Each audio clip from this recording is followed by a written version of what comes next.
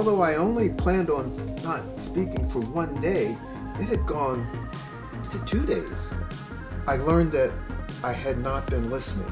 If people were part of the environment, then how we treated each other was our first opportunity to treat the environment in a sustainable way, or even understand what we mean by sustainability.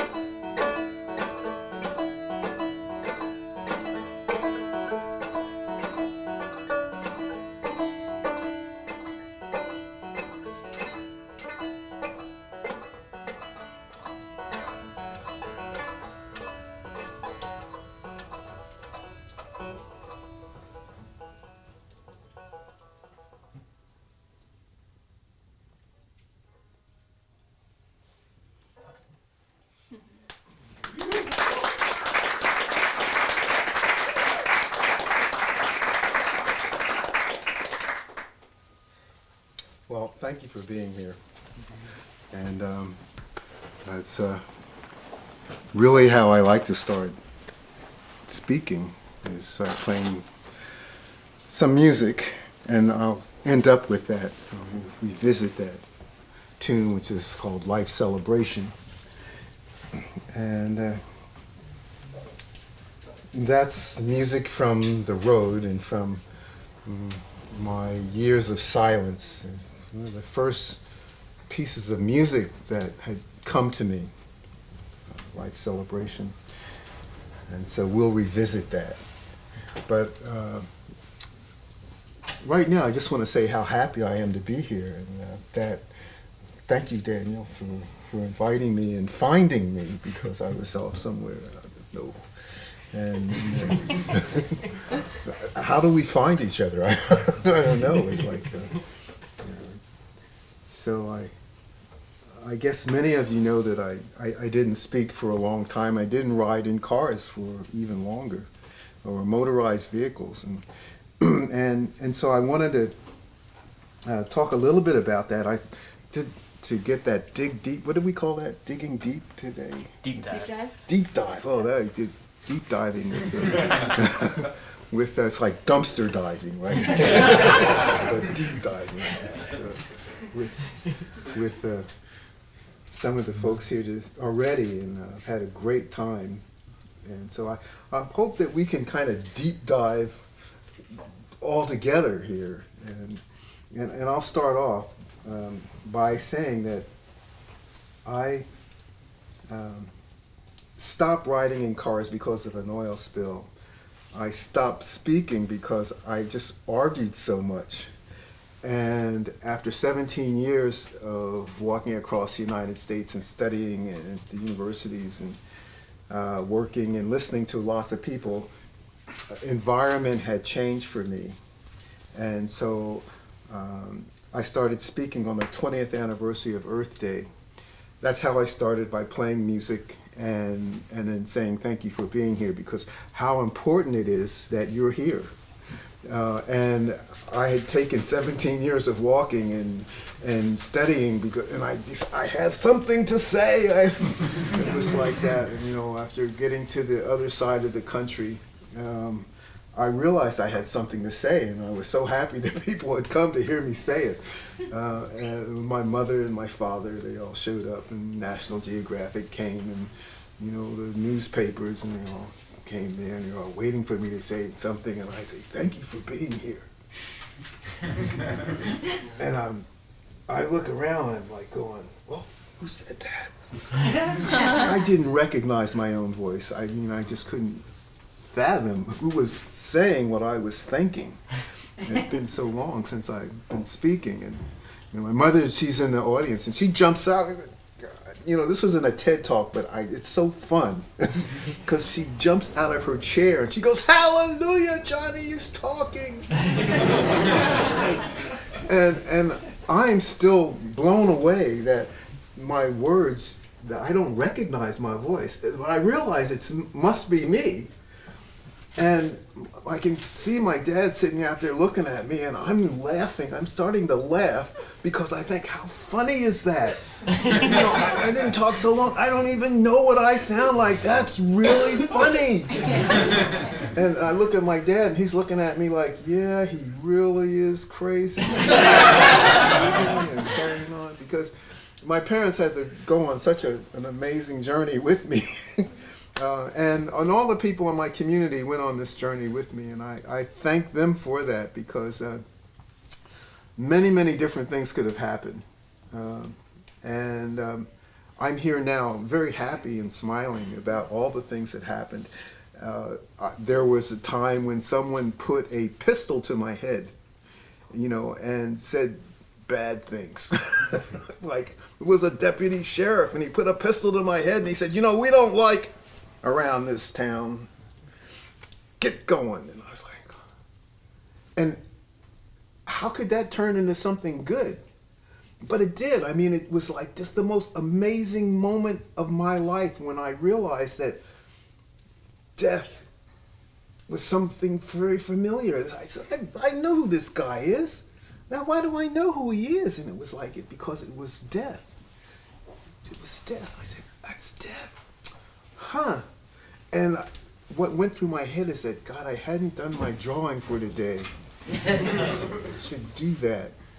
And death and life and death play a really big part in the journey that I was on, because when I saw this oil spill, my girlfriend said to me, "Wow, this is really a tragedy." And I said, "I think what we should do is just give up riding in cars." And this is in 1971. Just give up riding in motorized vehicles. And my girlfriend said, "John, that's very nice. That's very sweet of you, to want to do something like that. But, we don't have any money." I said, "No money, that's right, we don't.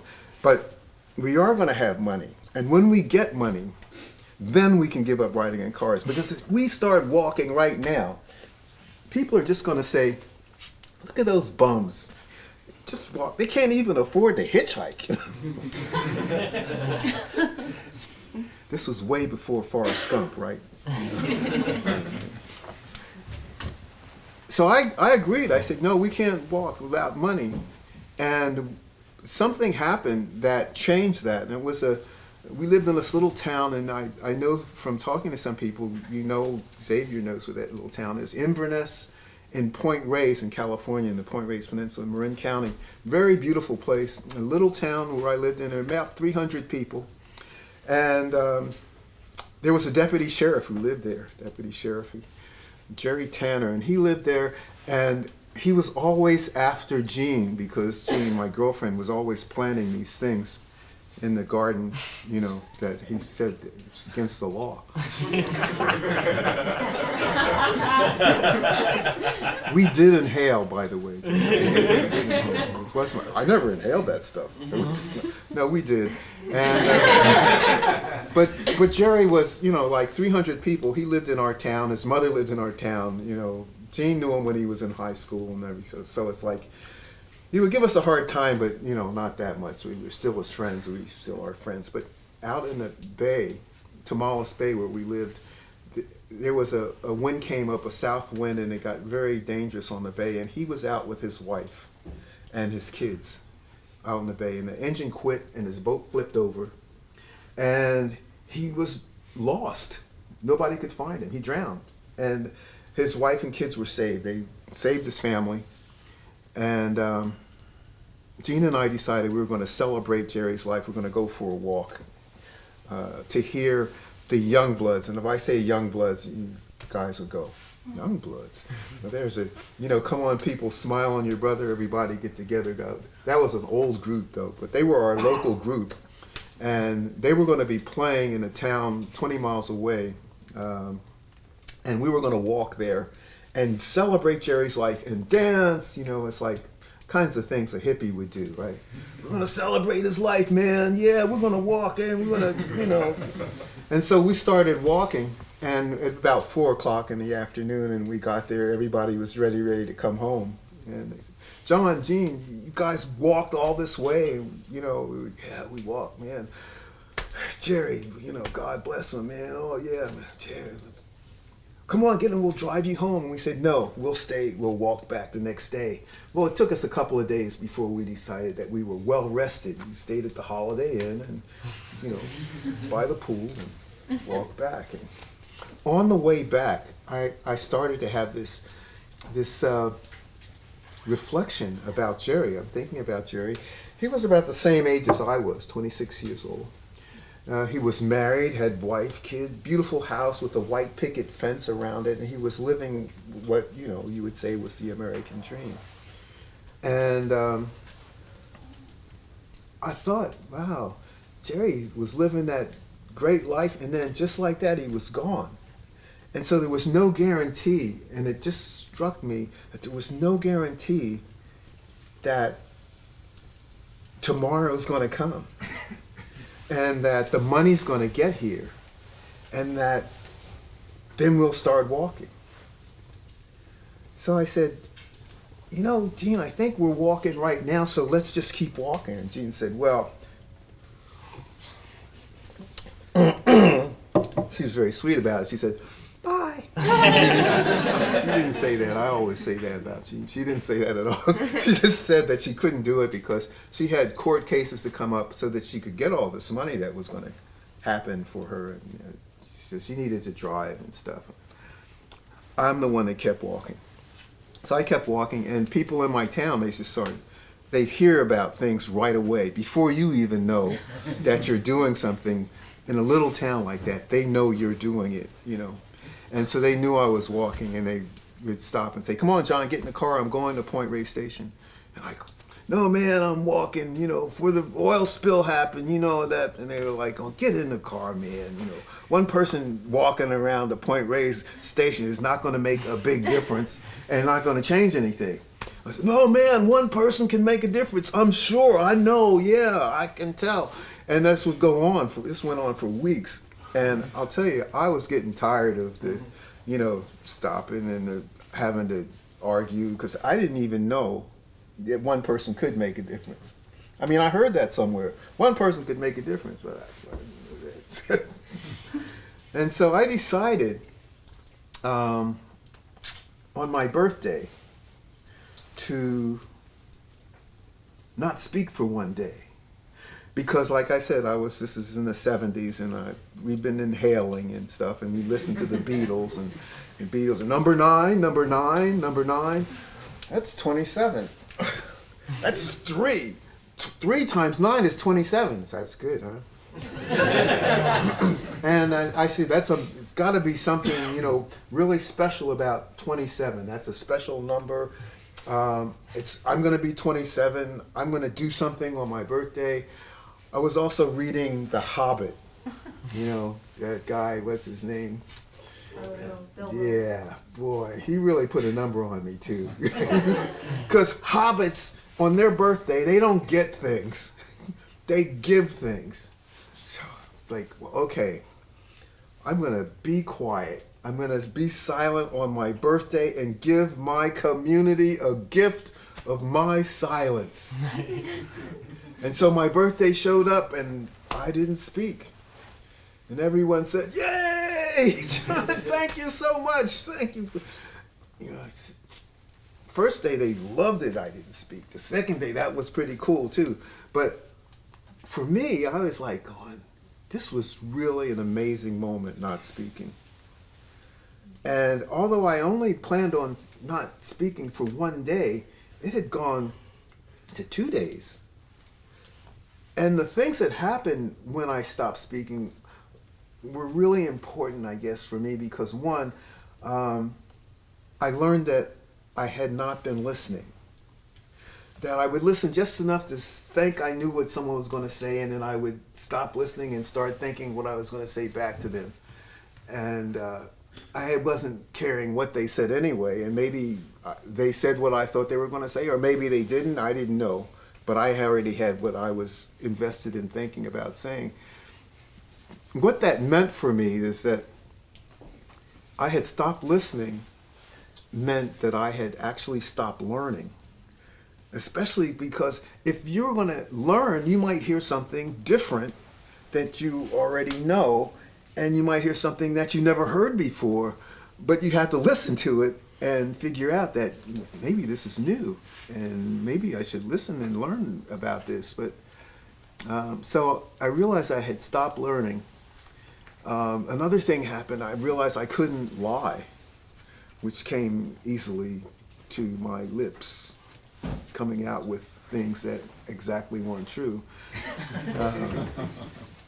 And I also had a way of a colorful language. That's a nice way of saying it. Which I tried to stop, but I couldn't stop saying those words. They're 4-letter words that would come out all the time. It seemed for emphasis, but it's like after a while they don't mean much. I couldn't say those words. I was learning, and I was listening. Wow, this is really interesting. But each day that I went, another day, something else was happening. I didn't use the synapses that I used to have working overtime to create words, would make my brain hear things, say things, and make my lips move and form words, ideas that I had. And so I got further and further away from where I had been when I spoke. And the same thing happened about not riding in cars, where we are able to judge distances and speed, and when we need to stop and put our foot on the brake, or how far something is going to be and how close it's going to get to us and what time. I stopped using all that. It was very natural. It was like I'm walking, and I'm not going to go any faster than I can walk. And maybe I could run for a little bit, but not very far. And so I stopped being in the place I was and started realizing I was moving into another place, and my reality was being altered. And there was a feeling that was attached to that. And it was if I was taking some kind of amazing hallucinogen and getting just knocked, ripped out of my mind and high, but I wasn't taking anything. It was like a very physical, real trip. And now after a couple of weeks, people were really getting concerned in my community. Some people thought, well, John, when are you going to start to speak? And I'm thinking, I'm wondering, when am I going to start to speak? Because I didn't plan this out. Just one day, and now it's like a couple of weeks. Some people said, well, John's just on a trip. And some people said, yeah, well, he's just crazy. And then some people thought it was the end of the world. They've been inhaling too, what can I tell you? And they just thought it was the end of the world. John, he came in from Philadelphia. He used to drive around in cars and talk all the time. And now, look at him. He's walking on the side of the road and he doesn't say anything. And he's got that banjo and he can hardly play it. I wrote my mother and father and told them, I said, I'm not riding in cars. I called them up before to tell them that. Now I'm not talking. And my mom wrote me back and she said, your dad's going to be on the next plane, buddy. Because they thought I had been taken over by some strange California religious cult. My friends to my mother would ask, have you seen Johnny recently? And my mother would say, no, I haven't seen him. He doesn't ride in cars. I said, well, you talk to him on the phone. He says, no, not since, a while ago, because he's given up speaking. I said, well, John, but he's in prison, right? For drugs. Oh, God, I wish that was it. But then I could explain it. But this is something, he just doesn't ride in cars, and something to do with the environment, whatever that is. This is back in Philadelphia. That environment deal hasn't reached there yet from in the 70s, 72, 73. So my dad came out, he saw me, he said, well, let's leave him out here. No, this wouldn't work in Philadelphia. And he doesn't seem to be hurting anybody. People seem to like him. He doesn't drink, he doesn't smoke. What can we do? What can we say? You know, he's like old enough to be his own person, which I thought that they were going to deprogram me or something and come up, but they didn't.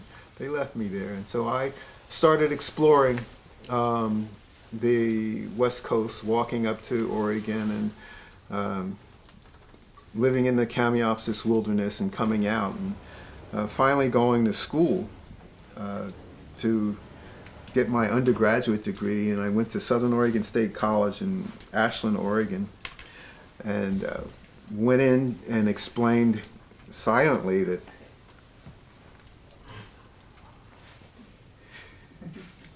to the registrar, who looked at me and scratched his head and said, you want to go to school here, but you don't talk. And I had some newspaper clippings and I showed him. He says, oh, that's great, you can come to school here.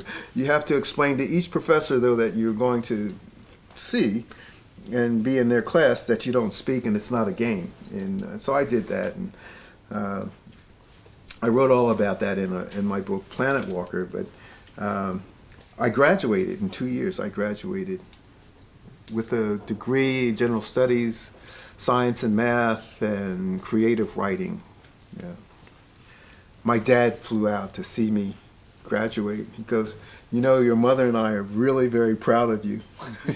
But, you know, a bachelor's degree, what do you think you're going to do if you don't ride in cars and talk? You know, and I was like, it's on the front page of the Examiner. My dad looked at me and he's just like, the front page of the newspaper is like, shakes his head, and I grabbed my banjo and backpack, and I head down to the Bay Area, and I started this nonprofit called Planet Walk, which is an education nonprofit. But my goal was to walk and sail around the world. The walk and sail around the world is part of my education, in the spirit and hope that I could be a benefit to humankind, but I had no clue what that meant. But I figured that on the way, I would learn, you know, kind of like jumping out of a plane and going, I don't know how I'm going to land. A parachute, that's it. I'll get a parachute. So I just took off. I learned how to build wooden boats. I apprenticed as a wooden boat builder. That was my gift to myself as a graduating college, and walked up to Port Townsend, Washington, and built a boat, my first boat, which was a rowboat for someone who in California said they would drive up and get it. And I explained if I would row it across Puget Sound and they could pick it up there, and then I just kept walking east across Washington, Idaho, and down into Montana, to the University of Montana in Missoula, Montana. Now, I had written them 2 years earlier and said, you know, I wanted to go to your school. And I said, you have to take GRE. I did that and accepted me. When are you going to get here? I said, I'll be there in 2 years. Because I'm walking. I explained I didn't talk and I was a crazy person. And they said, okay, we'll be waiting. You know, 2 years, that's great. And 2 years to the day, I show up. And the guy who is the director, Tom Roy, comes up the stairs and he sees me standing with the banjo. And John Francis, because I'm not saying anything either. And he says, are you ready to go to school? Because tomorrow's the last day you can register before you have to start this whole process over again.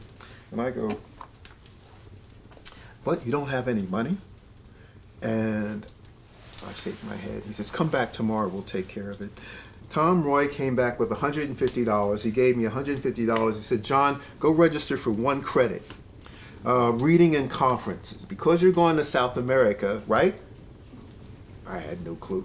How about studying rivers, hydrological systems of South America? That sounds really academic, I guess. And now we can give you a key, because you're matriculating here, and you can have an office because you're a graduate student, and you can use a library. And we've worked it out with all the professors that you need to take classes from, that you can take their class without really registering or enrolling in their class, and they'll save your grade. And then when we figure out how to get the money, we will actually enroll you in those classes, and then you'll get those grades. So who's heard of financial aid? Or this was beyond that, and so they were really bending over backwards to help me do this. And I like to tell that story because it's like when Gene said, John, we need money in order to start walking. We need us, or if someone said, John, you need money to go to school. And so I, applied to the school, but I have no money. And I go, I don't have any money. I might as well not even go. I might as well not even show up. But I showed up, and because I showed up, they all showed up. And they said, we're going to figure this out. We're going to figure this out. So that was such a lesson for me, And so I graduated a year and a half there. I was there. I actually taught class there. I was a TA. I taught class. I would do things like, I'd be sawing down trees, and my class would get around, and they'd say, he's talking about clear cutting. It's clear cutting. I said, no, that's not clear cutting. He was using a handsaw. Somebody up would jump up and say, handsaw, man, you can clear cut with a handsaw. Woman would just, I think he's talking about selective forestry. And it would just go on as a conversation. And I was just like, wow, this is great. The first day of class, when I went in and I, had someone come and understand my sign language, so they interpreted for me, and I said, my name is John Francis. This is Banjo Francis, Banjo John. And I'm experimenting in life. I don't speak, walking around the world, and everybody went. And they took their schedules and damn, I have to take this class. But I've got the highest award for the most popular TA. And what I learned from that experience is what I would do things, and the students would gather and just, and they would say stuff like that I didn't mean, but I should have. and I would go.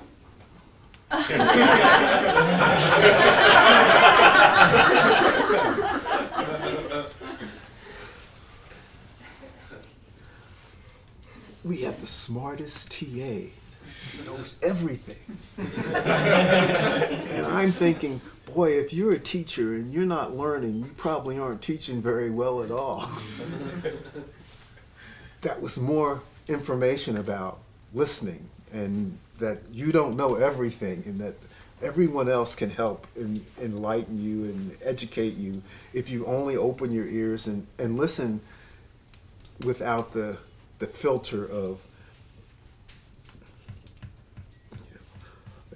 I'm the ego, I'm the smart person, I'm the one that you can really learn.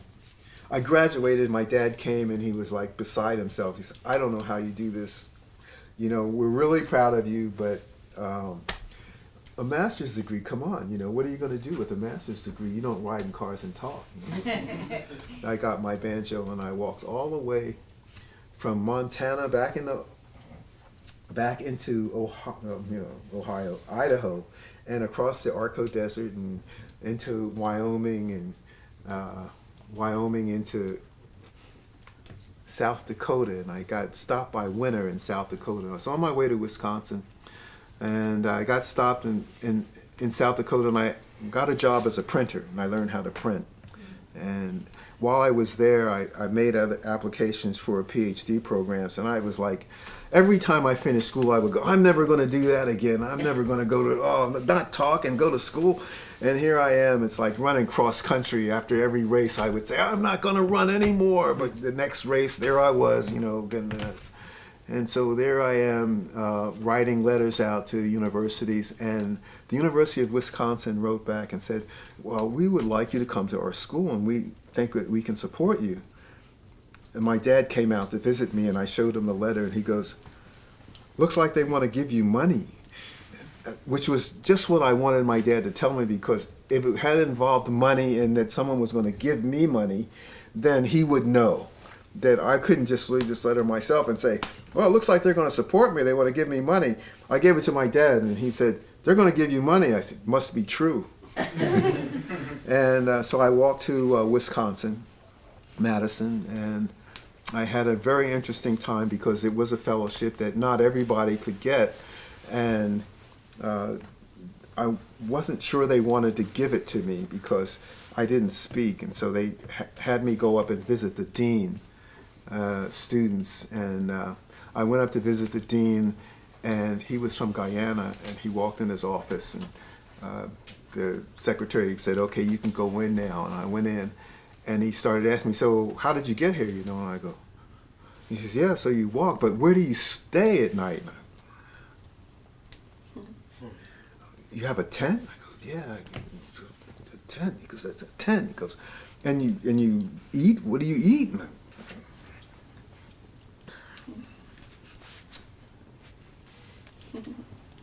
Oh, you cook your own food, and we go have this long conversation about how I walk and where I was going, and here's the map, and he goes, well, you can get an apartment. You get an apartment yet? And I go,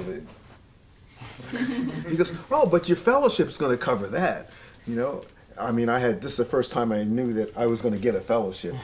And he walks out into the office, and he goes, I can understand him. Because all the typing had stopped. There wasn't computers yet. They just had, well, that was all silence. And he came back in and he says, well, we're so happy that you're going to our school, and you can get your apartment and blah, blah, blah. And that's really good. So I spent 2 years at Wisconsin.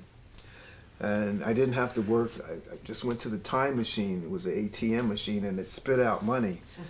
And I said, I better not get used to this. It was like I didn't have to do anything but study. And I decided I was going to write on oil spills. And I started studying about oil spills, and my colleagues, my friends said, John, why are you studying oil spills? This is 1988. And, it's like, that's why I'm walking, right? And they said, there's no job there. What are you going to do for work? And I was like, job? Who said I was going to get a job? And I said, oh, this is right, job. In 1989, just as I finished my final exams, something happened to change that. Exxon Valdez, big oil spill, and there was one person in the United States studying oil spills at a Ph.D. level. The Coast Guard called right away. Yes, we hear we like to speak with John Francis. He's written on, pardon me? He doesn't speak. Oh. Well, we wanted him to come out to wash. He walks everywhere. Is there somebody normal at your school? It's just like my major professor, who actually wrote on the blowout in Santa Barbara, which started Earth Day, John Steinhardt. So I was really happy to have him as a professor. And so I finished my exam. My dad shows up again. He's walking around looking, going, "Oh my God, how do you do this?" He says, "My sister said to leave you alone because you just seem to be doing a lot better when you're not saying anything." Oh my God, I've run a great question. I got 5 more minutes. And he says, "You seem to be doing a lot better when you're not saying anything." And that was true. I mean, it was true. And walked the rest of the way to Philadelphia Thanksgiving. So it was almost this time in 1990 that I got to Philadelphia and the East Coast on, I got to Atlantic City and Cape May on the 2nd of January. So it took me 7 years and 1 day actually to walk across the United States. And I started to talk, which is where we started, on the 20th anniversary of Earth Day. And I chose the 20th anniversary of Earth Day because I wanted to remind myself that I was going to speak for the environment, which had changed for me from being just about pollution and loss of species and habitat, all really important things. And I'm never meant to say we shouldn't worry about those things and do things about them. But it was also about people, because I heard that people were part of the environment. But what I didn't hear was that if people were part of the environment, then how we treated each other was our first opportunity to treat the environment in a sustainable way, or even understand what we mean by sustainability. So it was about human rights and civil rights and economic equity and gender equality and all the ways that we related to each other, because how we treated each other really manifested in the physical environment around us and caused a lot of the problems that we were so much trying to mitigate by, putting technology stamps on it. And what I realized is if we didn't do this other work, then the other work that we did would be just like putting a Band-Aid on something, because it wasn't treating the whole patient, it wasn't treating the whole issue. And that what was even more important, that it wasn't just the environmentalists or the organizational people who understood and that it was just about us. No, it was about everybody, and everybody had to be part of the solution. It couldn't just be about some one group. And so that's why I started speaking. And it took me 17 years to get across the country and get to that place. And that's why I'm here now. And I'm really happy to be here. And I just want to finish this with the rest of Life Celebration. And I'll be happy to talk to you anytime, because I'm here until Sunday.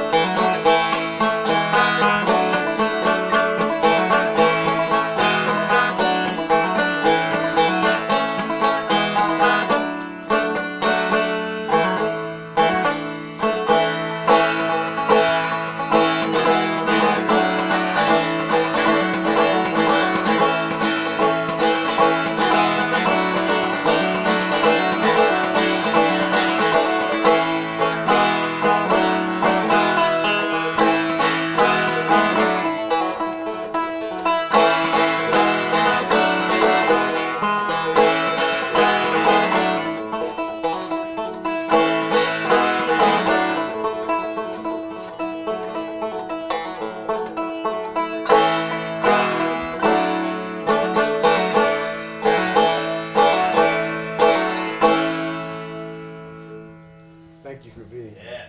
Yes.